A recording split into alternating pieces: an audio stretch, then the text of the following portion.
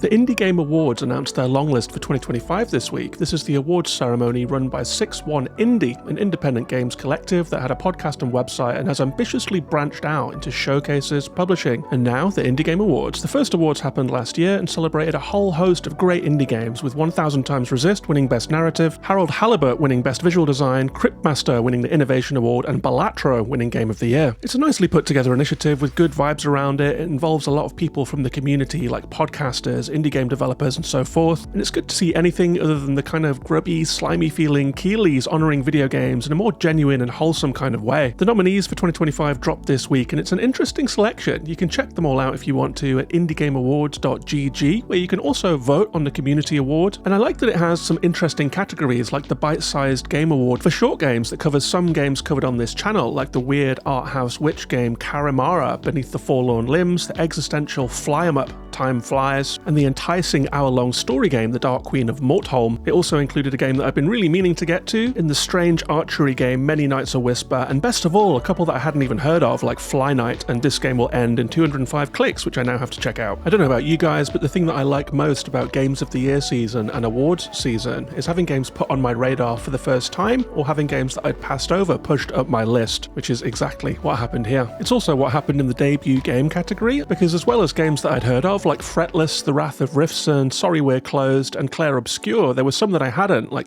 Ela, A Frosty Glide, and Tyrant's Realm, which I've literally never heard of before. And as someone who is very, very attuned to the indie game scene, that's kind of a rarity actually. And it's something that went on throughout most of the categories. The emotional impact category had games that I'd heard of, like Afterlove EP, and Roger, Henry Halfhead, and Wonderstop, and games that I hadn't, like Wednesdays and Don't Get Your Hopes Up. The gameplay category had 10 nominees, including Absolume, Ball Pit, Pipistrella and the Cursed Yo-Yo, Dawnfolk, and some of the big ones like Hades 2 and Hollow Knight Silksong. And a lot of these games also featured in the Game of the Year category, which included Absolume and Roger, Blueprint, Citizen Sleeper 2, and many of the other games that I've mentioned. It's great that there are also categories for women-led games and games from Southeast Asia and Australia and different parts of the world, games that might be passed over in the hustle and bustle of awards season otherwise. So I'll be going through the list in more detail at indiegameawards.gg and just parsing them all out, seeing the things that I want to play, and it's a really, really great event in that sense. But looking at the list, I couldn't help but think that one game in these lists was very much unlike the others, and that brings us to an interesting point, in that Clair Obscur shares very little DNA with the other games on display here.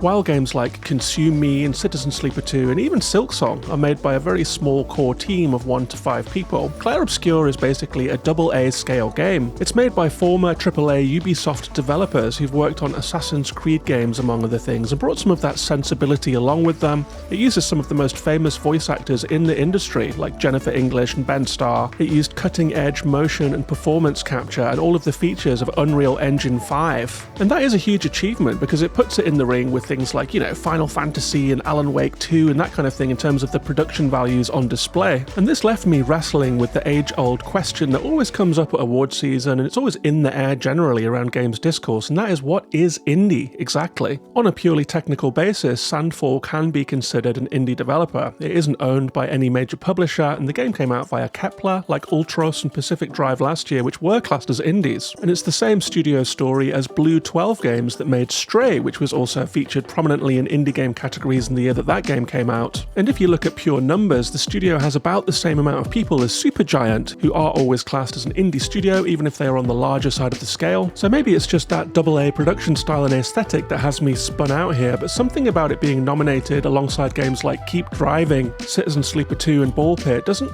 feel quite right. It doesn't feel like an indie game in a spiritual sense, but that's maybe a me issue. I'm not coming at 6-1 Indie or the Indie Game Awards. I absolutely love them. I think they're a great initiative, but I do think it makes for interesting conversation, and I would like to hear from you. What do you think? Would you have counted something like Hellblade: Senua's Sacrifice as an indie game when that was released? Is indie a purely technical distinction that involves ownership chains, the stock market, being owned by publishers and that kind of thing? Should there be a cap on the amount of people that allow you to be classed as an indie studio? Is it something to do with budget and the amount of resources that the studio had at their disposal? And where does that feel it in your bones vibe check sense of what an indie game looks like fit into the equation? Should it at all? Let me know your take in the comments. I'm genuinely eager to hear from you, but let's have a friendly discussion about it, right? We're all just game fans here on YouTube, so let's keep it chill. As for my own Games of the Year list, I've started to think about it in full now. I've got a top 9 that I'm still juggling a little bit. I've got loads of honourable mentions, and I've got a 2 playlist that includes Despelote and Roger, the Science at Blake Manor, Consume Me,